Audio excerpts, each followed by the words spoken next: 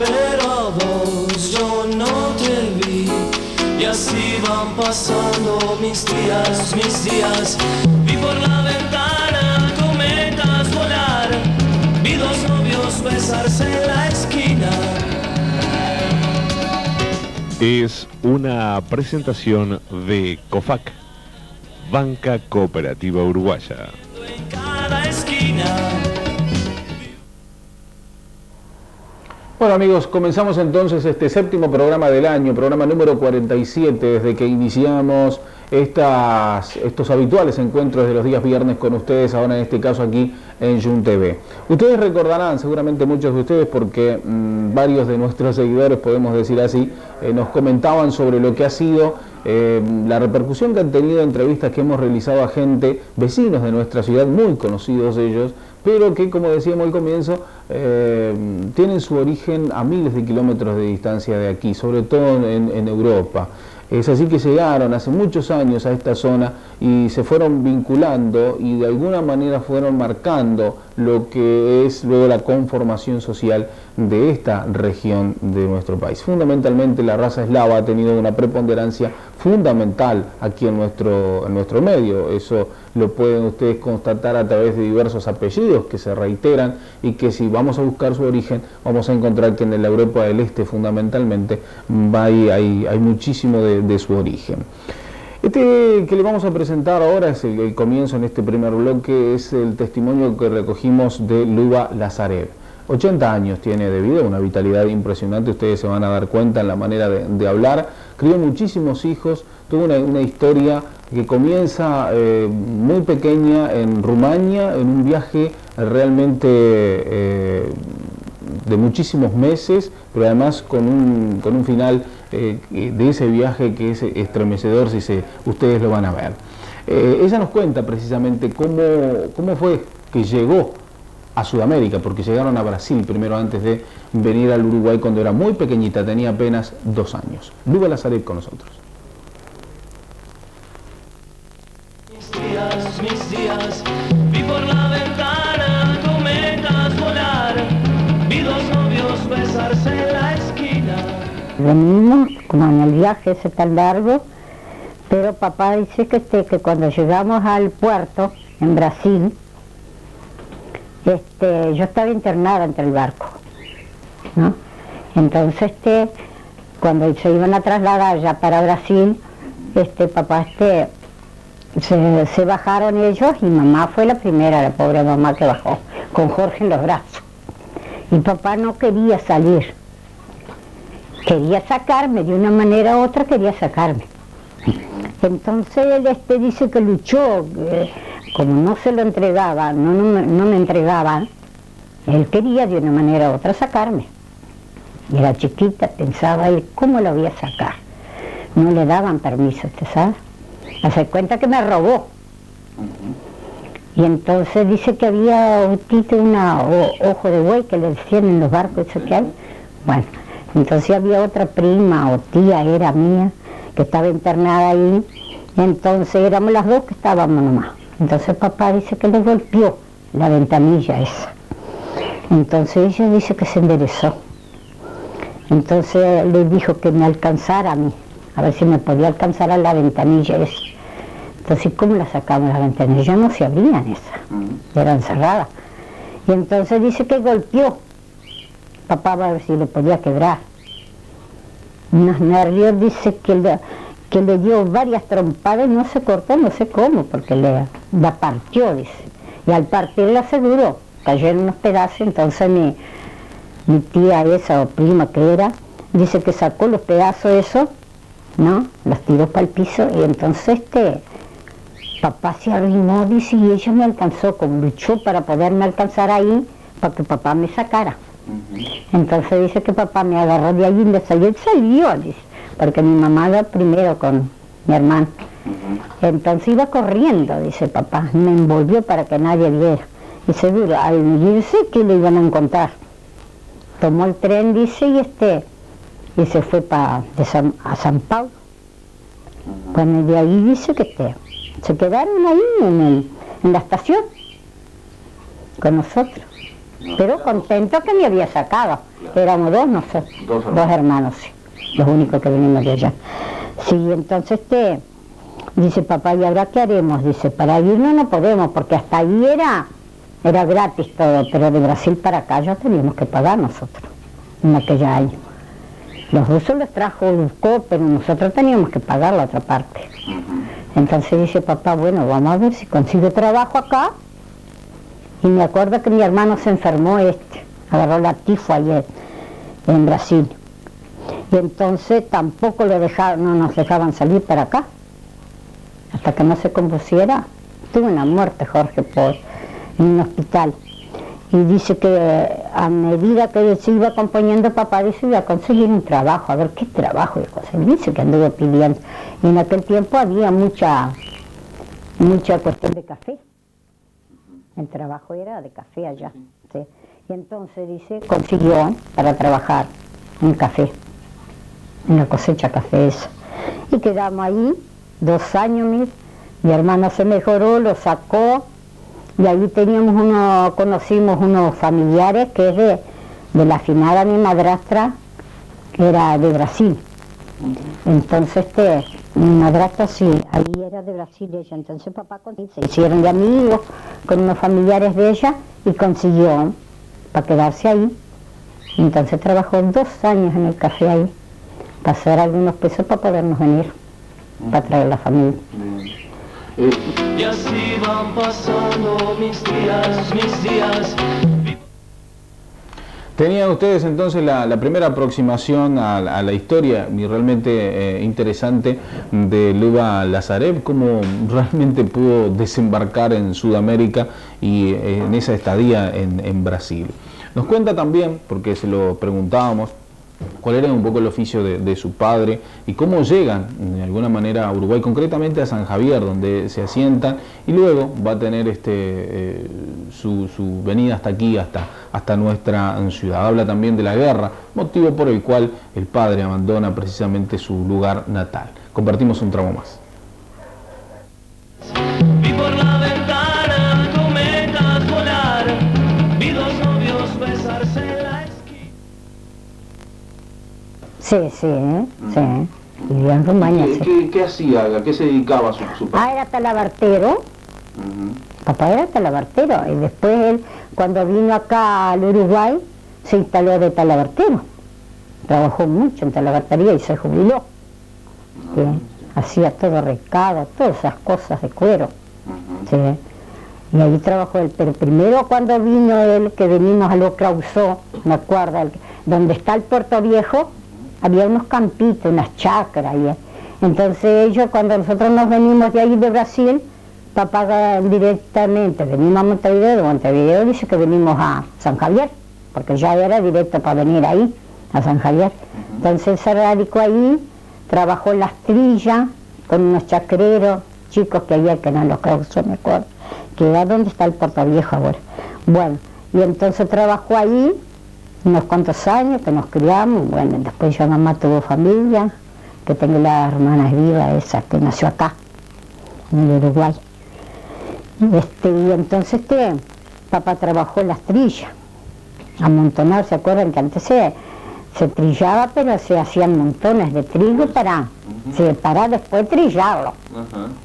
Y ahí trabajó él también ahí, hasta que se pudo venir al pueblo mismo de San Javier, porque eso estaba en las afueras, y se vino al pueblo, y ahí fue que se instaló él, con lo poco que había hecho ahí, le alquiló una casa y se instaló ahí, y entonces puso talabartería. Fue donde nos criamos todos después ahí. Que él quería venirse, no quería más luchar en la guerra, así. Ya hacía 3 años, imagínense, que había peleado ahí a la guerra y se salvó, porque muchos familiares de él se terminó en la guerra, pero él se salvó. Tito era eso cuando veníamos, se dieron la facilidad para venirse gratis, si no tampoco podía venir, ¿con qué iba a pagar ese bruto viaje? Nunca estuve de acuerdo.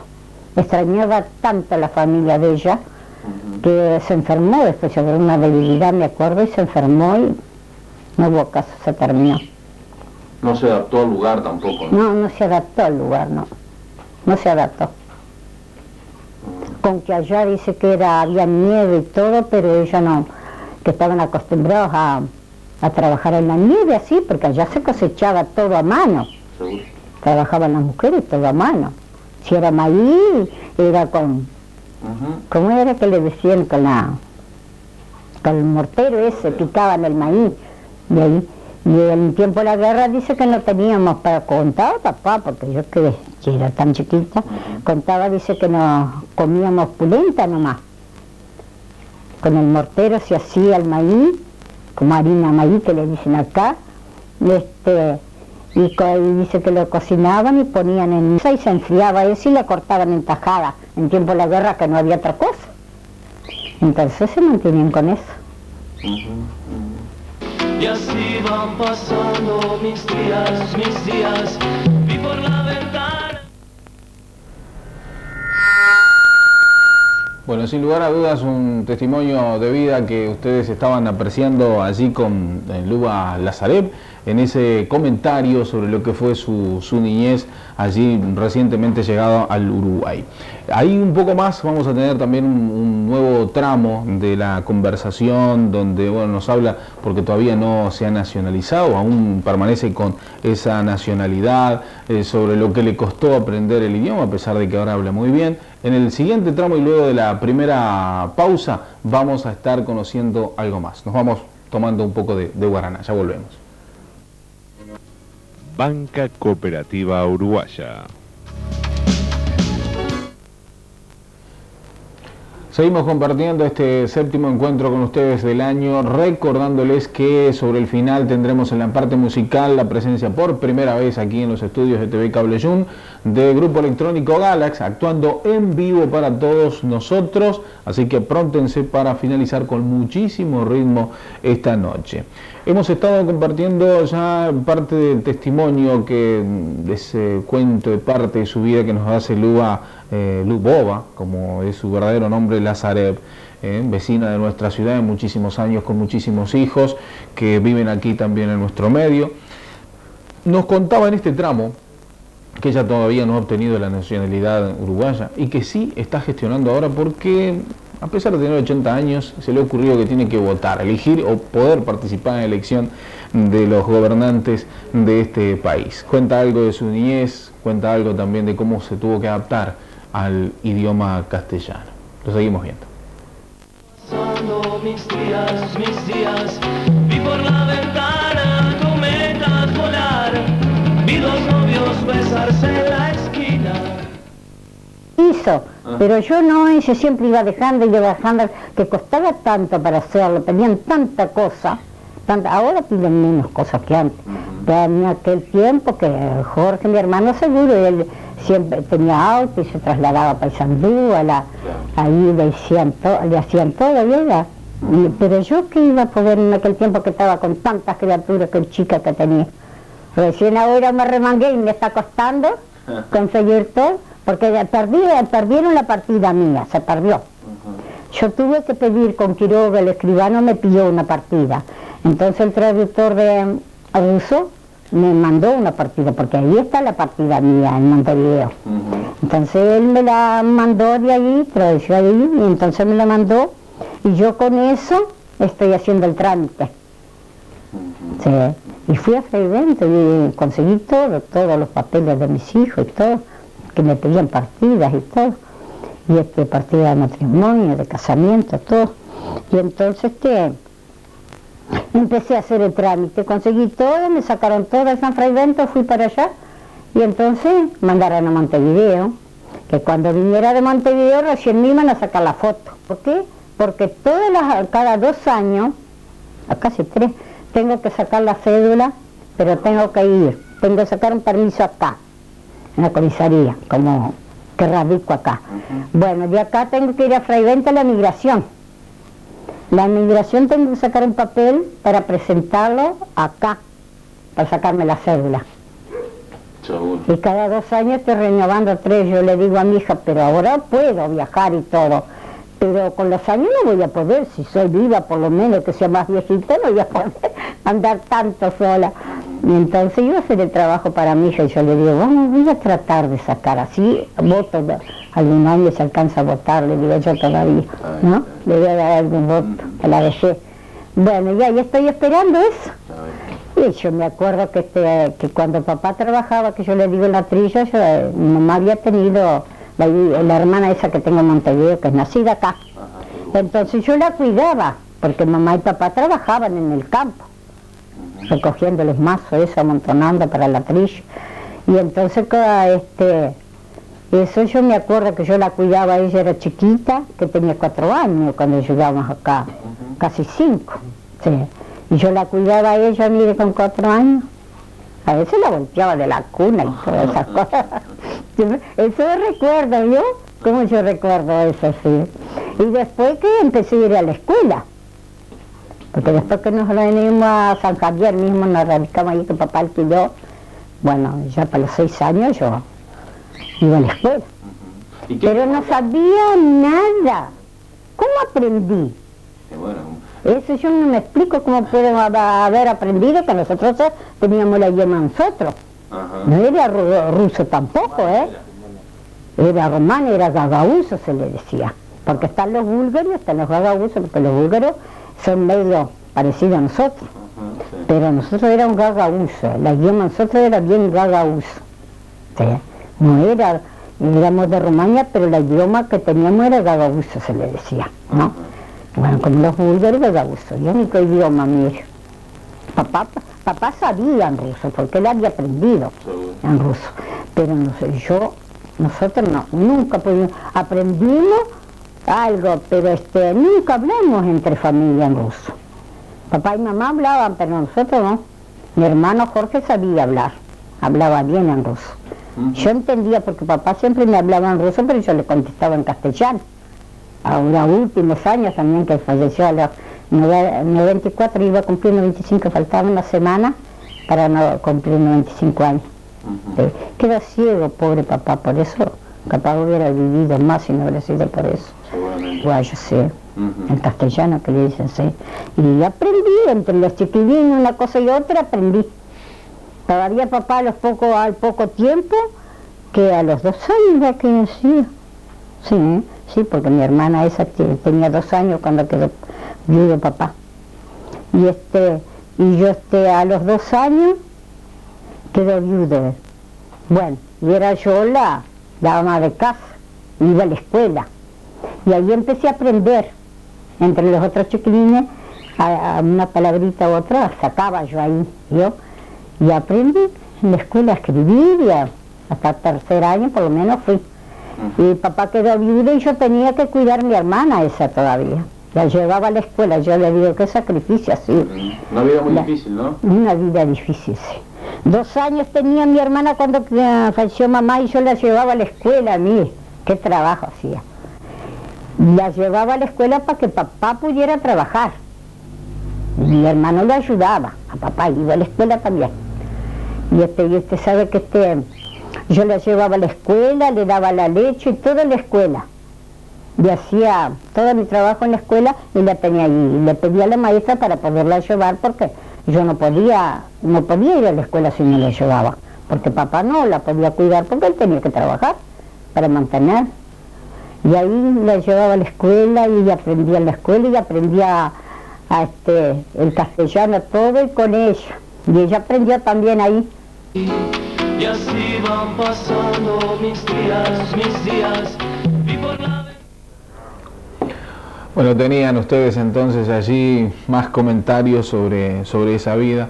Le preguntábamos a Lua si le gustaría volver a Rumania a conocer y si tiene alguna novedad de parientes, familiares que hayan, seguramente, y ella nos contó, quedaron allí. En este tramo final de esta conversación con Lua Lazarev, nos decía esto. Pasando mis días, vi por la ventana cometas volar, vi 2 novios besarse en la esquina. De Rumania nunca más supieron nada. No, de Brasil sí, pero de Rumania no. De parte de mi madrastra, ella siempre tenía noticias de los hermanos y todo, pero de nunca más de la familia nosotros. Y con la guerra todos la mayoría se murieron y otros quedaron. y tenían en Rusia, todo eso, mucha familia era. La familia era grande, pero todos se desparramaron después de la guerra. Seguro. Todos, unos para un lado y otros para otro, y nunca más supimos. ¿Nunca pensó usted o su padre volver? No, papá nunca quería volver. Estaba tan acobardado de lo que se pasaba allá, que nunca quería volver. Pero mi mamá a la final sí quería volver ella. Ella nunca se adaptó aquí, en Uruguay. Era decir, papá, cuando nos empezaba a contar tanta cosa, que a veces lo hacíamos repetir. Ah, sí. Porque nos interesaba ver cómo era el viaje que hicimos. Sí, dice usted, 3 meses duró ese viaje. 3 meses duró ese viaje, eso sí me acuerdo que él decía, 3 meses el viaje. En ese transatlántico ahí, y él decía, dice, ¿cómo vamos a aguantar? Dice, si cuando aguantaron los chiquilines, dice, esos maridos, cuando venían esas britas marejadas y hasta el transatlántico se movía, porque sea como sea, se movía un poco siempre. Obvio. Y eso era lo que nos mareaba, nos enfermaba. La mayoría se enfermaba. Y dice que cuando fallecían los tiraban al agua. Así que esa tía o parienta mía, porque ese transatlántico volvía para atrás. Después que se desembarcaban todos de acá, los que venían los que bajaban en Brasil todos, y él volvía para atrás. Otro baja, quién sabe por cuánto tiempo también. Sí, ahí está en el pasaporte la escala que hacíamos. Eso sí que no me acuerdo que en Budapest, dice no sé cuánto, porque ahí dice todo. ¿Por dónde íbamos pasando. Y dónde íbamos parando, más bien. A veces se paraban con algún puerto, ¿vio? Pero después se seguía otra vez. Siempre así en escala, sí. De un transatlántico a otro, sí. Porque nunca era el mismo.